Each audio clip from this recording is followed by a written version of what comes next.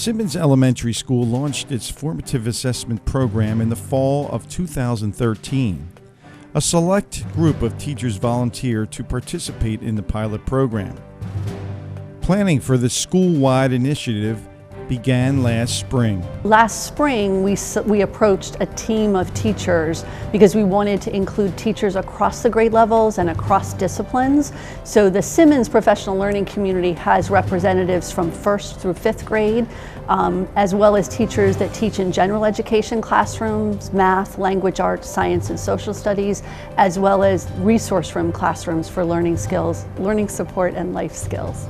As teachers began using formative assessment in their classrooms, they would meet periodically to discuss the results of their strategies. We had the opportunity every month to get together after school or at Patan to share the practices that each teacher was trying in his or her classroom, and an opportunity to share what went well and what didn't. So then you have that opportunity to learn from your colleagues, to get new ideas. We also, each month, the teachers observed one another in the classrooms. So they would have a partner teacher, and the commitment was once a month they would go into their partner's classroom to see the embedded formative assessment in action with the students. A continuing goal of this program is to increase awareness and stay up to date on new formative assessment techniques while enhancing old ones. Increasing the knowledge was building on the base that all teachers already have for how to assess student learning, but adding the latest research, the latest best practices from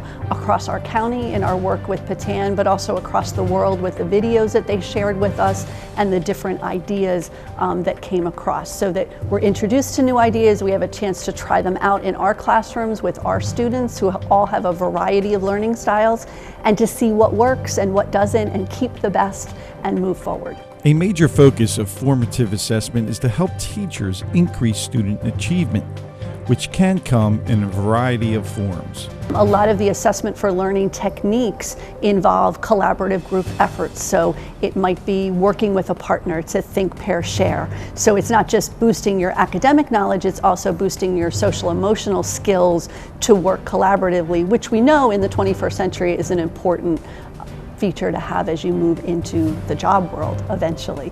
Now it's time to take a look how Simmons Elementary School teachers put into practice formative assessment.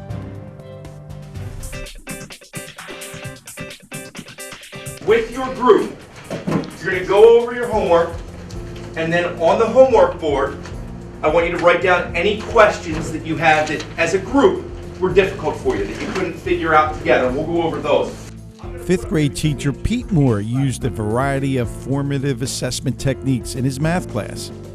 His first of 10 formative assessment techniques used in his classroom was the homework help board, where students would write on the board homework problems they need help with. We have 2 problems that you identified as difficult problems from the homework last night. As I went around, it looked like everybody did a really good job with 7-6 with the line graphs. The other page, 8-1, is where the 2 tricky problems came from. Formative assessment to me is a way within our everyday classroom to get a feel on the class and where they are with the objectives for that day, making sure that everyone is at the same spot by the end of the day through different techniques throughout class.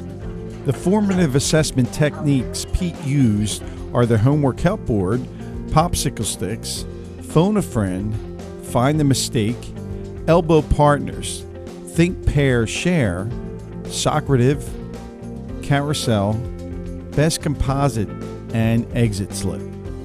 Anytime I'm going to give a lesson to the students, I want to make sure that I have things lined up and that it's going to be, using the most of our time. So it takes time to put together the Smart Notebook lessons, but the good thing is you can use them, especially with the way we're doing the parallel block. I get to use it with 2 classes. There's something about the location of it. Francesco, you can phone a friend and have somebody else come up.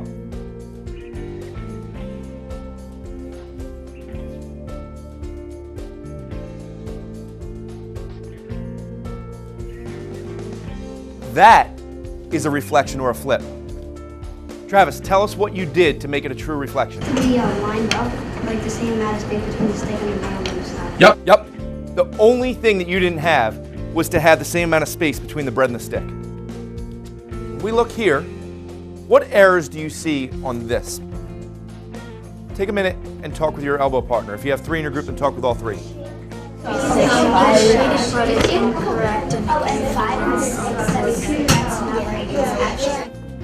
Grace. So the shading is like messed up, like it's wrong. Okay. And then the coordinates are 5, 6, and 6, 5. Very good. Nicole, what do you think? If you're not sure, you're allowed to phone a friend, so you don't have to be nervous. I'd say 4. You would say a 4, okay? Is there anybody that disagrees with Nicole? Shannon, what do you think? I think it's a 3 because they didn't really explain a lot in how they got there. The student's explanation of a reflection is insufficient. So they agreed with Shannon that they didn't give enough details. With your group, we're going to do the carousel. You are going to grade. We're going to rotate them clockwise. You're going to grade everyone in your groups. Now listen, I want you to put your initials next to the grade that you give so that you can support what you are giving if the person wants to know why you gave them that score. It's a 0, 1, 2, 3, or 4. Go ahead and do that now. It feels good if they're like, if they got a 4 and they did it all right, but if it's like not, it feels a little bit weird because just writing down like one number and they understand why they got it from when we explain why they got the number that they got. Remember, you have to bring me your best composite answer before you start with the netbooks. If you had seen where we were 2-3 weeks ago with these types of questions, just to see the growth in them and the confidence with which they're answering these questions now. The first time we did questions like this, I was exhausted because there were so many questions flying at me about different things, about how to answer the questions. There were a lot of probably 2s in our responses. And as I walked around today, even before we did the best composite answer, when they were doing individual answers, I saw a lot of 4s and a few 3s mixed in. I don't think I saw any 2s or 1s. So it's very rewarding to me to see that they're giving me a better effort now. And a lot of that has to do, I think, from the techniques that we use and that we gained from the formative assessment group. Pete certainly utilized many formative assessment techniques in his classroom, and his students give their endorsement of his implementation of it. Mr. Moore, he makes math fun. He's done a lot of stuff this year that is unique. It is very helpful because it keeps everybody, they all want to learn in the way he teaches. Does he have a who? Does he have a what they're doing? And does he have a where? Wow, is that a good beginning? I think that's a good score, Yasmin. First grade teacher Karen Ealing uses multiple formative assessment techniques in her language arts class. We caught her using popsicle sticks. I'm going to call you by sticks, and when I call you and your partner, come take one, go off, and get started. We just did some examples on the smartboard, right? So do you know what a 4, 3, 2, 1 looks like now? Yeah. Drew, you with us? Julian and Allison, you two may go. Get your things. Adios. She also used the pre-flight checklist technique. Did I start every sentence with an uppercase? 4, 3, 2, 1. If you don't want to do 4, 3, 2, 1, what can you do?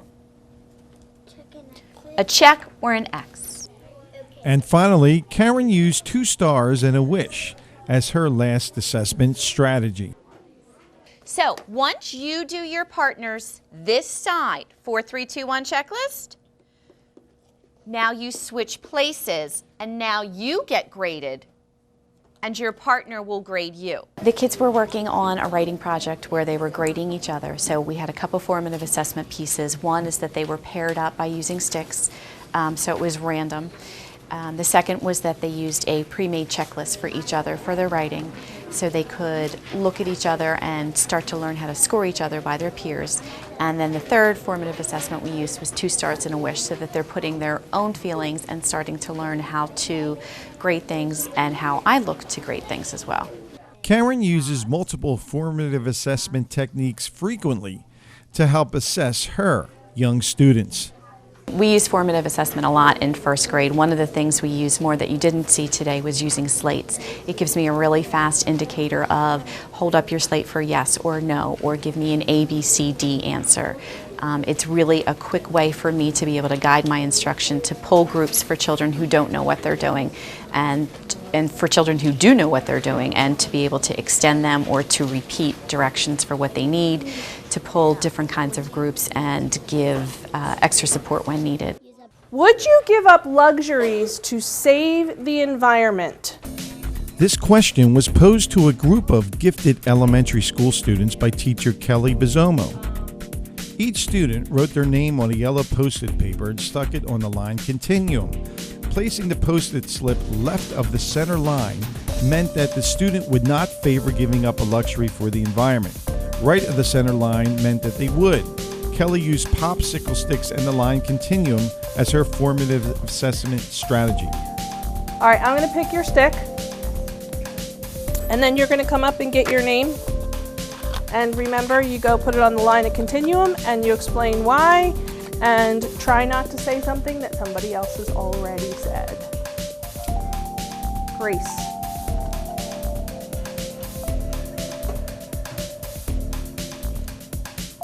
I think she uses the line continuum to kind of just see the different opinions on every kid in the class.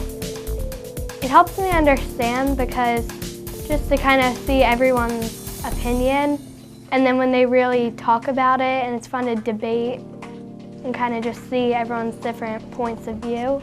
What Kelly just referenced to was that after each student put their name on the blackboard, they had to give reasons why they put the Post-it note in the position they had chosen.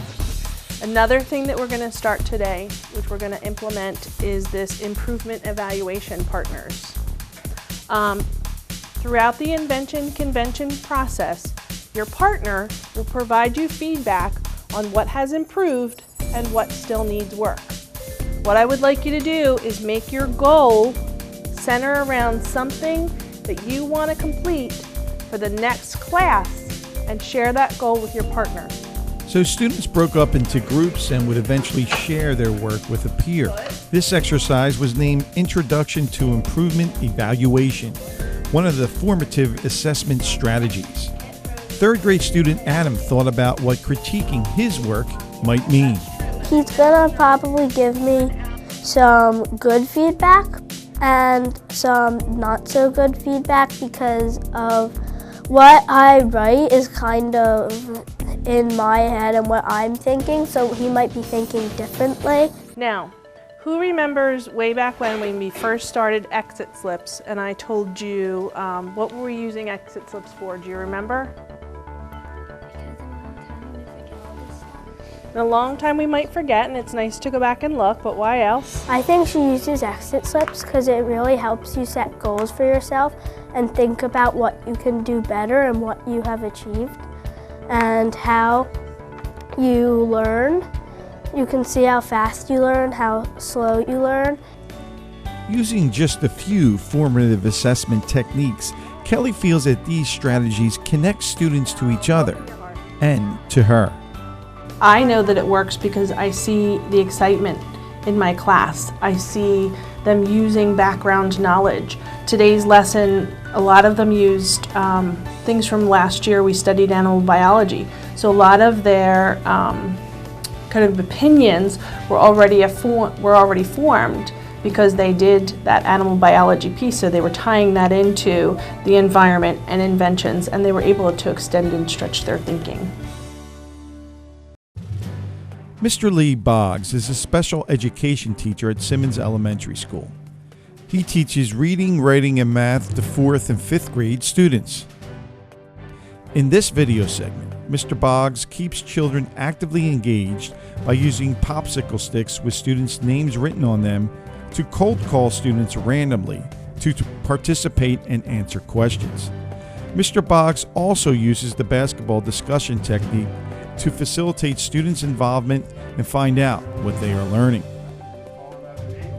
Mr. Boggs has read a text passage with the class and is conducting a follow-up discussion to review the text and answer related comprehension questions. He reads a question, then draws a popsicle stick to randomly determine who will answer first. Mr. Boggs addresses the chosen student by name, makes eye contact, then tosses the inflatable globe, the classroom basketball, to the student. That child states an answer, and the answer is marked on the smartboard. Mr. Boggs does not give any additional feedback. The first child then calls on another volunteering classmate by name, makes eye contact, and sends the catchable pass to the student. The second student may agree with their classmate's answer or disagree and give a different answer. The smartboard is marked accordingly, but Mr. Boggs still does not give further feedback. Next, the second student identifies the third child by name and with eye contact and passes the ball. The third student must agree or disagree with the answer on the floor and then explain his or her thinking. Students may scroll through the reading passage and highlight portions of the text that support their answers to show that they are looking back for evidence in the passage. Mr. Boggs then gives feedback to confirm that the children's responses are correct and directs students to the correct answer. As additional questions are presented and discussed, the basketball discussion continues with every student being on the receiving end of a pass and required to participate before any student gets the ball again. I went through everybody's paper, and you're going to see on your paper that you're going to see some marks on the sides. Okay, I'm going to tell you what those marks mean in a little bit. But while I'm giving you out your paper, you can just read through your papers. Then I'm going to pick 5 people. Okay, and 5 people are going to share their leprechaun stories with us. Third grade teacher Karen Newell used popsicle sticks and peer feedback as her formative assessment strategy. Lily to share her story. All right, Lily. The 5 students Karen picked read their stories one by one in front of the class. I want you to go through your own paper, okay? Anywhere I put on the side, I put a 1 or a 2. Go through, see if you can find your mistakes. Also on some people's, boys and girls, I put there was no periods or there were run-on sentences. All right, what does that mean, Philip? What does it mean if I put on the top no periods? That means that you just went on forever and ever and ever and ever, and it would never stop. Exactly. There would be 1,000 words and still didn't stop. And you just couldn't take a breath, right? You didn't even take a breath.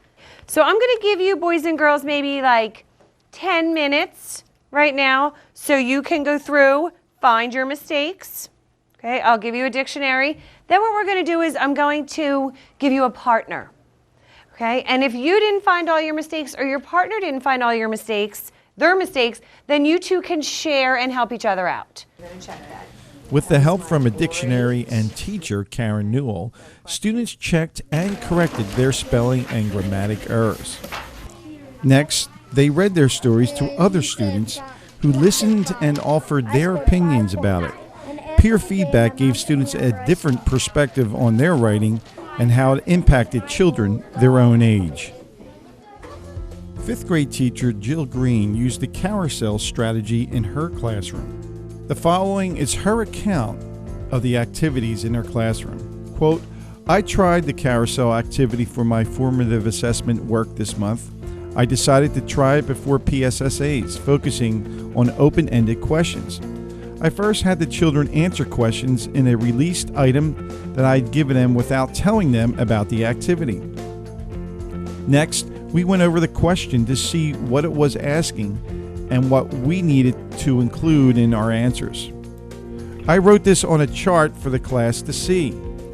They were asked to check their piece to see if they had included all of the requirements. Then I had the class get up and move to another quad to read another group's answers to compare them with their own. Some of them had appropriate answers and some did not. The next day, I assigned another open-ended question. I told the class that they would be doing the Carousel activity once again. After we went over the requirements of a 4-star answer, the kids got up and rotated to another section. The pieces were noticeably longer, and it seemed that the answers were more careful and thought out. I then assigned an open-ended question for homework. We did the Carousel for a 3rd time, and the difference in the answers was amazing. They were longer and more accurate, especially for a homework assignment where children often rush. I feel the process helped the kids to understand what was required of them to answer an open-ended question. It also gave them the opportunity to see how other children write and follow directions. Some kids were even remarking on how important it was to write neatly because they couldn't read them. All these factors helped to raise the students' awareness, especially during PSSA time, and hopefully increase their scores. I would definitely use the Carousel activity again." Unquote. Special ed teacher Lynn Baronet used making good choices with red-green signs as her formative assessment strategy. In order for a child to self-monitor their oral response as far as tone and appropriateness, the visual happy face and sad face was established. To better define what is appropriate and what is not appropriate, the student helped others by using the red-green choice sign to address other items in the classroom, such as sitting properly, walking in line, quiet voices, etc. The student was very proud and confident when sharing the rating system and helpful in reminding others to make green choices. Even her family started using the system at home. By flashing the color as a visual cue, the student could quickly change her tone or message without numerous verbal prompts.